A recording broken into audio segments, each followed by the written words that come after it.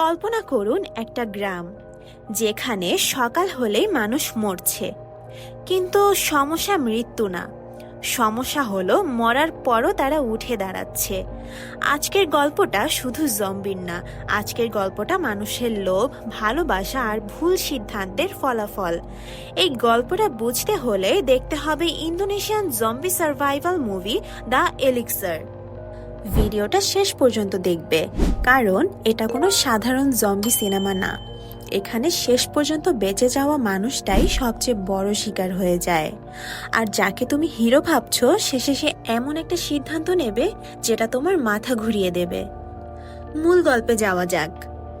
গল্পের শুরুতে আমাদের ইন্দোনেশিয়ার এক গ্রাম দেখানো হয়, যেখানে গ্রাম প্রধানের বাড়িতে অনুষ্ঠান চলছে। সেখানে নিংসি নামের একটা মেয়ে সবাইকে খাবার সার্ভ করছিল। তখন বাড়িতে নিংসির সাথে রেহমান দেখা করতে আসে। রেহমান সদ্য পুলিশে জয়েন করেছে, কাজ নিয়ে সারাক্ষণ ব্যস্ত, তাই ওর নিংসির সাথে তেমনভাবে দেখা হয়ে ওঠে না। তারা একে অন্যকে ভালোবাসে এবং যতবার বিয়ের কথা উঠেছে রেহমান ভয়ে পিছিয়ে গেছে, তাই নিংসির এটা নিয়ে ভীষণ রাগ। কিন্তু আজ রেহমান তাকে সারপ্রাইজ দেওয়ার জন্য এঙ্গেজমেন্ট রিং নিয়ে এসেছে। ও নিংসির রাগ ভাঙিয়ে সারপ্রাইজ দিতে যাবে, তখনই থানা থেকে স্যারের কল আসছে। রেহমান না চাইতেও রিংটা লুকিয়ে ফিরে যেতে হয়, তবে সে কথা দেয় খুব শীঘ্রই দুপুরে এসে তাকে নিয়ে যাবে। নিংসিও বা কি করে, ছেলেটাকে সে প্রথম দিন থেকেই দেখে আসছে, ওর উপর বিশ্বাস আছে, তাই হাসি মুখে বিদায় জানায়। রেহমান চলে যেতে হঠাৎ একটা এসইউভি কার সোজা এসে অনুষ্ঠানে ঢুকে অ্যাক্সিডেন্ট করে বসে। হুলস্থুল কাণ্ড হয়ে গেলে কয়েকজন লোক ড্রাইভার ড্রাঙ্ক বলে তাকে গাড়ি থেকে বের করে পেটাতে গেল। আচমকা ড্রাইভার লোকের উপর ঝাঁপিয়ে পড়ে মেরে ফেলে। এখন প্রশ্ন হলো, এমন ঘটনার সূত্রপাত কোথায়? তো সেইটা জানার জন্য যেতে হবে 5 ঘন্টা আগে। ওয়ার্ডনি ওয়ার্লস নামে একটা লসে চলা হার্বাল মেডিসিন কোম্পানি নিজেদের অস্তিত্ব বাঁচানোর জন্য মরিয়া হয়ে বিগত 3 মাস ধরে ANG23E নামে একটা স্যাম্পল প্রোডাক্টের ওপর কাজ করছে, যেটা নাকি মানুষের বয়স কমাতে বা রিভার্স করতে পারে। কিন্তু সেটার এখনো অবধি কোনো টেস্টই হয়নি। তবে কোম্পানির হেড মিস্টার সাদিমিনের অর্ডার অনুযায়ী একটা স্যাম্পল তার এবং আরেকটা স্যাম্পল জাকার্তায় মিসেস গ্রেসের জন্য পাঠানো হয়। প্রধানের বাড়িতে তখন সবে অনুষ্ঠানের প্রস্তুতি চলছে, আর পুলিশ স্টেশন সবে মাত্র ওপেন হয়েছে। ডেলিভারি বয় প্রধানের বাড়ি হয়ে সোজা পৌঁছে মিস্টার সাদিমিনের বাড়িতে। সাদিমিন যতটা বয়স্ক, তার ওয়াইফ কারিনা তার হাঁটুর বয়সে।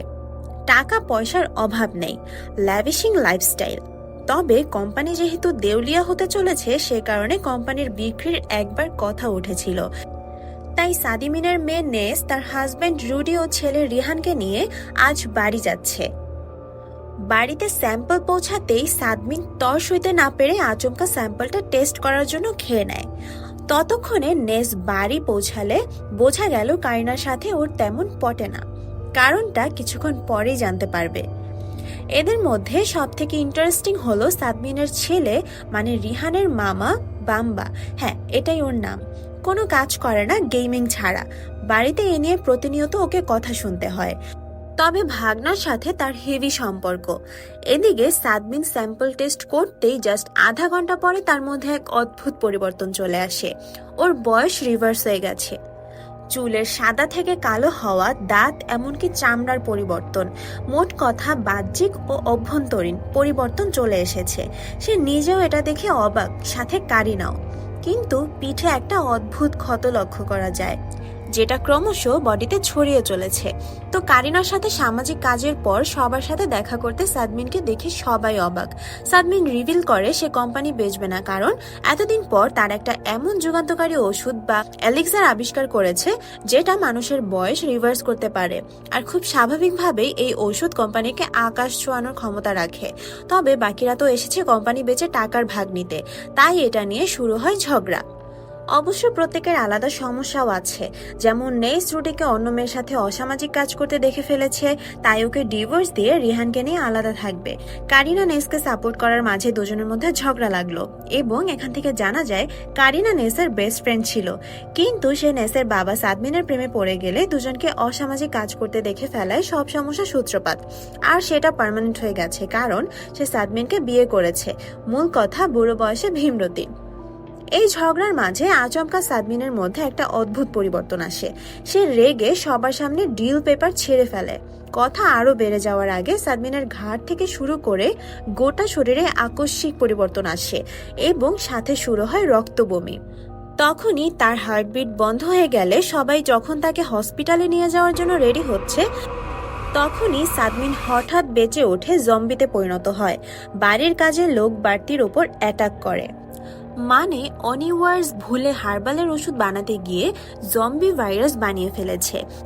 তো সাদমিন বার্তিকে আক্রান্ত করে ড্রাইভার অ্যাডিসকে মারতে গেলে ওর উপর রক্তবমি করে দেয়, আর বাং কোনো মতে ওকে বাঁচিয়ে নেয়। আর সাদমিন এরপর বাংকে মারতে গেলে একটা সদ্য আনা গেমিং ডিভাইস দিয়ে সেলফ ডিফেন্স করতে গিয়ে নিজের বাবাকে সে মেরে ফেলে। জাস্ট কয়েক মিনিটের মধ্যে আকস্মিক ঘটনায় সবাই জ্ঞানশূন্য হয়ে পড়ায় রুডি অ্যাডিসকে গাড়ি নিয়ে পাঠিয়ে দেয় পুলিশে খবর দিতে। বাং তার ভুলের জন্য দোষারোপ করে। আলাদা হয়ে গেলে নেস ওকে সামলাতে যায়, কিন্তু অন্যদিকে বাড়তি একটুক্ষণ পর জম্বিতে পরিণত হয়, বাকিদের ওপর হামলা করে। সারা বাড়িতে এক ভয়ানক পরিস্থিতি তৈরি হলে একে একে বাকিরা শিকার হতে থাকে এবং একইভাবে নেসকে একজন অ্যাটাক করতে গেলে বাং ওকে কোনোভাবে বাঁচিয়ে নিলেও বুঝতে পারে এদের মারতে হলে একমাত্র মাথায় টার্গেট করতে হবে। দুই তরফ থেকে বিপদে পড়লে রেহান, রুডি আর কারিনা প্রাণ বাঁচাতে বাড়ি থেকে পিছনের রাস্তা দিয়ে পালিয়ে যায়। এদিকে নেস রেহানকে বাড়িতে না পেলে প্রাণ বাঁচাতে বাংয়ের সাথে গাড়ি নিয়ে বেরিয়ে পড়ে। অন্যদিকে ড্রাইভার অ্যাডিসের শরীরে সাদমিনের রক্ত ঢোকার পর সেও ধীরে ধীরে জম্বিতে পরিণত হয় এবং সে নিয়ন্ত্রণ হারিয়ে গ্রাম প্রধানের সেরিমনিতে গাড়ি নিয়ে সোজা ধাক্কা মারে, যেটা ছিল মুভির একদম স্টার্টিং সিন। এদিকে রুডিরা পালিয়ে আসলে বাড়তি ওদের অনুসরণ করে সেখানে পৌঁছে যায়। তারা গাড়ির তলায় লুকিয়ে থেকে বাঁচার চেষ্টা করলে ট্রিক সফল হয়, কিন্তু আচমকা রুডির ফোনে নেসের কল আসলে আওয়াজ শুনে বাড়তি তাদের দিকে তেড়ে যায়, টার্গেট করে রেহানকে। কারিনা তাকে প্রতিহত করার আপ্রাণ চেষ্টা করে গেলে আচমকা বৃষ্টি নামে এবং এটির সাথে হঠাৎ বাড়তি স্লো ডাউন হয়ে যায়। এই বিষয়টা তোমরা মাথায় রেখো, কারণ বৃষ্টি বা জলের পরের দিকে একটা গুরুত্বপূর্ণ ভূমিকা আছে। সেখান থেকে বেঁচে ওরা প্রধানের কলা বাগানে লুকিয়ে পড়লে নেস কন্ট্যাক্ট করে ওদের থেকে লোকেশন চায়, কারণ বাং গ্রামের ছেলে হলেও এখানকার রাস্তাঘাট কিছুই চেনে না। বৃষ্টি থামলে রুডিরা প্রধানের বাড়ির সাহায্য পাবার আশায় এসে দেখে এখানে সবাই অ্যাডিসের জন্য জম্বি ভাইরাসের শিকার হয়ে গেছে। তাই ওরা পালাতে গেলে আচমকা আরিস কারিনার খুব কাছের একজন মানুষের উপর হামলা করে। সে কারিনার মায়ের সমতুল্য ছিল। কারিনা ওকে অনেক বাঁচানোর চেষ্টা করে, কোনো লাভ হয় না এবং তারা বেগতিক দেখে প্রধানের বাড়িতেই আশ্রয় নেয়। ততক্ষণে নেস সেখানে আসলে বোকামি করে গাড়ির হর্ন বাজিয়ে ওদের ডাকতে গেলে নিজের পায়ে নিজেই কুড়ুল মারে, যার ফলে জম্বিরা ওদের দিকে ছুটে আসে। মানে কি লেভেলের মাথায় স্ক্রু ঢিলে হলে মানুষ এমন কাজ করতে পারে। তো যাই হোক, ওই অবস্থায় রেহানকে ছেড়েই তাদের পালাতে হয় এবং এর সাথে জম্বিরা পুরো গ্রামকে তাদের শিকার বানাতে শুরু করে।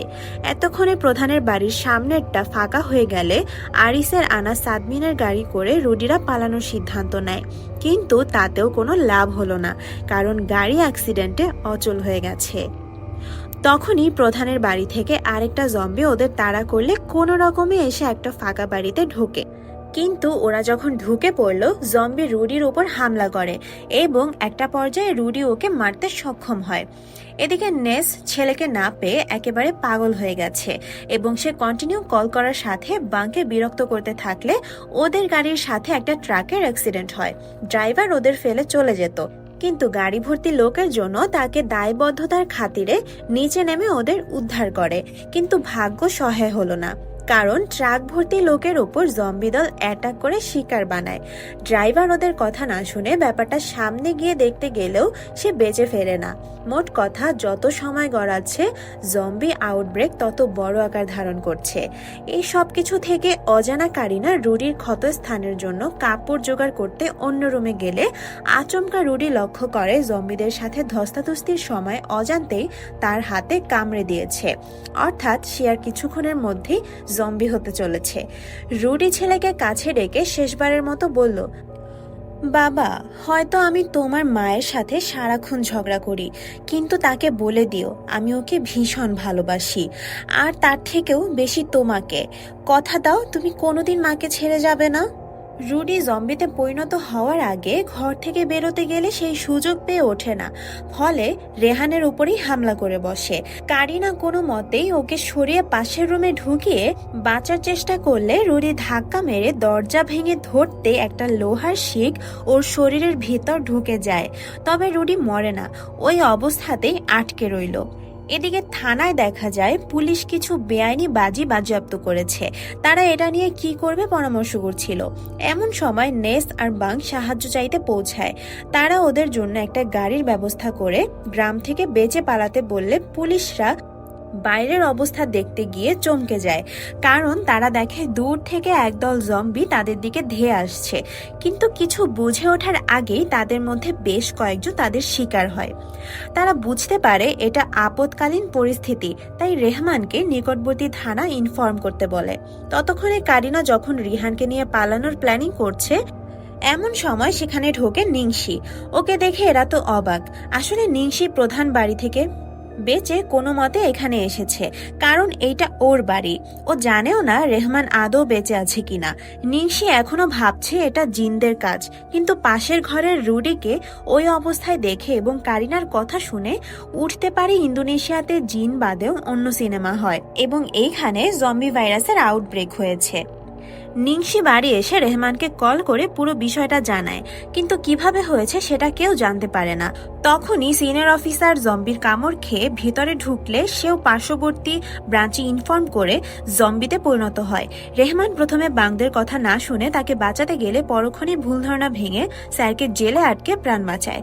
ইতিমধ্যেই বাকি জম্বিরা থানার ভিড় করা স্টার্ট করে, আর ওইদিকে নেসরাও জানে না যে বাকিরা বেঁচে আছে কিনা। সবাই ভাবছে কেউ হয়তো তাদের সাহায্য করতে আসবে। তখনই কারিনার কল আসছে তারা কোথায় আছে এবং রুডির সাথে কি হয়েছে সব জানায়। নেস এই কথা জানার পর কি বলবে ভেবে পায় না। ডিভোর্সের জন্য ভাবলেও তার মনে হয় এখনো রুডির প্রতি ভালোবাসা ছিল। বাং আর নেস কথা দেয় যাই হয়ে যাক পাশের থানা থেকে হেল্প আসতেই তারা ওদের বাঁচাতে যাবে। ততক্ষণে ভিড় বাড়তে শুরু করেছে। থানার দরজা ভেঙে ফেলার উপক্রম। কোনো রকমে তিনজন দরজা ঠেকিয়ে রাখার আপ্রাণ চেষ্টা করছে। তখনই খবর এলো পাশের থানার পুলিশ ওদের বাঁচাতে এসে মারা পড়েছে, অর্থাৎ বাঁচার কোনো রাস্তাই নেই। রেহমান ছাদ থেকে এই দৃশ্য দেখে অবাক। অর্থাৎ কারিনাদের বাঁচাতে যাওয়া এক প্রকার দুষ্কর। এই কথা নিয়ে কারিনাদের জানালে কথা বলার সময় দুজনের মনে পড়ে যায় ছোটবেলায় গ্রামে বন্যার কথা। তখন ওরা এমনভাবেই সারভাইভ করেছিল। কারিনা ওর ভুলের জন্য ক্ষমা চাইলে নেস বলে, আমাদের যদি কিছু হয়ে যায় তাহলে রেহানের খেয়াল রাখিস। ফোন রাখতেই মাইক করে ভেসে এলো মসজিদ থেকে নামাজের আওয়াজ। এটা শুনে বেশ কিছু জম্বি থানা থেকে বেরিয়ে মসজিদের দিকে ছুটতে শুরু করে। এই অদ্ভুত দৃশ্য দেখে রেহমানের মাথায় একটা বুদ্ধি আসে। তাদের থানায় যত বাজি বাজেয়াপ্ত করেছিল সেখান থেকে একটা রকেট এনে ফাটালে জম্বিগুলো সেই আওয়াজের লক্ষ্য করে ছুটতে থাকে। অর্থাৎ আওয়াজের মাধ্যমে তাদের বিভ্রান্ত করা সম্ভব। আর এই বুদ্ধি খাটিয়ে তাদের যেমন করেই হোক রাস্তায় রাখা রেহমানের বাইক অবধি পৌঁছাতে হবে। তারা সিদ্ধান্ত নেয় সূর্যাস্তের পরে বেরোনোর, এতে কিছুটা হলেও সুবিধে। তবে বাকি পুলিশ ফোর্সের জন্য অপেক্ষা করা সম্ভব নয়, কারণ এই দরজা যে কোনো মুহূর্তে ভেঙে পড়তে পারে। তাই বেরোনোর আগে সবাই সেফটি গার্ড ও বন্দুক নিয়ে রেডি হয়। রেহমান নেসকে জানিয়ে দেয় যে তারা আসছে। এবার প্ল্যান মতো রেহমান দরজা অল্প ফাঁকা করে রকেট ছাড়তে গেলে সেটা ভুলবশত ভেতরেই পড়ে গেলে রকেটের আওয়াজ শুনে সব জম্বি আবার দরজার সামনে চলে আসে। তখন রেহমান সময় নষ্ট না করে মাল্টি শুটার বাজি ব্যবহার করে তাদের বিভ্রান্ত করতে সফল হলে তারা দ্রুত দ্রুত বাইকের সামনে চলে আসে, কিন্তু উল্টো দিকে আরো একটা জম্বি দল আসলে তারা ফিরে যায়। এখন দুই দিক থেকেই সমস্যা। জম্বিদের ক্রমাগত আক্রমণে তারা দুই দিক থেকে স্যান্ডউইচ হয়ে গেলে বন্দুক ইউজ করে যেভাবে হোক ঠেকাতে চেষ্টা করে। তারা বুঝতে পারছিল কোনো মতেই তাদের পক্ষে বাইক অবধি পৌঁছানো সম্ভব না। অন্যদিকে রুডি নিজেকে মুক্ত করে দরজা ভাঙার চেষ্টা করলে বাইরে থেকে জম্বি দল নিংশির বাড়ি ঢোকার চেষ্টা করে। এক সময় জানালা প্রায় ভেঙেই ফেলেছিল। তখনই মিরাকেলের মতো আকাশে মেঘ গর্জন দিয়ে প্রবল বৃষ্টি নামলে জম্বিরা স্লো ডাউন হয়ে যায়, আর এই সুযোগ নিয়ে নেসরা কোনো মতে বেঁচে যায়। এই জন্যই একটু আগে বলেছিলাম বৃষ্টির ব্যাপারটা মাথায় রাখতে। ততক্ষণে সুযোগ পেয়ে কারিনা নিংশির বাইকে চেপে রুডির থেকে বেঁচে পালিয়ে যায়। তবে খুশি বেশিক্ষণ স্থায়ী হলো না, কারণ বৃষ্টি আচমকা থেমে যাওয়ায় জম্বি রেহমান আর বাঙের উপরে অ্যাটাক করলে ওরা নেসকে গাড়ি আনতে বলে প্রাণে বাঁচাতে ক্ষেতের দিকে দৌড় লাগিয়ে পেছনের রাস্তা দিয়ে থানায় ঢুকে পড়ে। নেসের খেয়াল পড়ে সকালের সেই ট্রাকের উপর। সে বাঁচার জন্য ওটায় চড়ে বসলে জম্বিরা তাকে বাইরে থেকে ঘিরে ধরে, কিন্তু লাভ সেরকম হলো না, কারণ ও ভালোভাবে গাড়ি চালাতে পারে না। তখনই দেখা যায় কিছুটা দূরে গাড়ি নিয়ে এসে পড়েছে কারিনারা। ওরা বাইক থামিয়ে গাড়িতে কি আছে সেটা দেখার চেষ্টা করলে বাইক আর স্টার্ট দেয় না। নেস ওদের থেকে হর্ন মেরে সিগন্যাল দিলেও অনেক লেট হয়ে যায়, কারণ ততক্ষণে জম্বিরা ওদের দিকে ছুটতে শুরু করেছে। আর তখনই শোনা গেল জমির দিকে একাধিক বাজি ফাটানোর শব্দ। আসলে নেস তাদের বিভ্রান্ত করতে সক্ষম হয়েছে, ফলে সুযোগের সদ্ব্যবহার করে তারা তিনজনে গাড়িতে উঠতে যায়।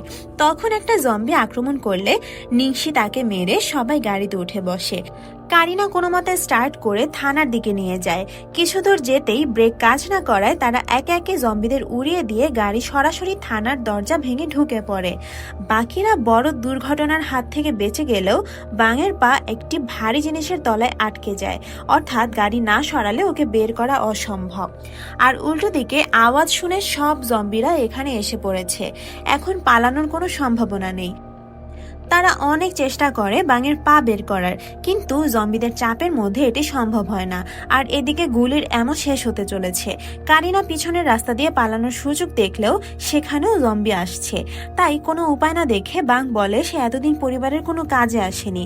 বাবাও তাকে অকর্মা বলে, কোনোদিন ভালোবাসেনি, কিন্তু আজ তার সুযোগ এসছে পরিবারের জন্য কিছু করার। সে আজ অব্দি বিপদ থেকে পালিয়ে বেরিয়েছে, কিন্তু আর নয়। এদিকে রেহমান এখনো জম্বিদের আটকে রেখেছে, কিন্তু নিংশি লকআপের দিকে চলে আসে। সেখানে আটকে থাকা সিনিয়র অফিসার তার হাতে কামড়ে ইনফেক্টেড করে দেয়। নিংশির কাছে আর বেশি সময় নেই।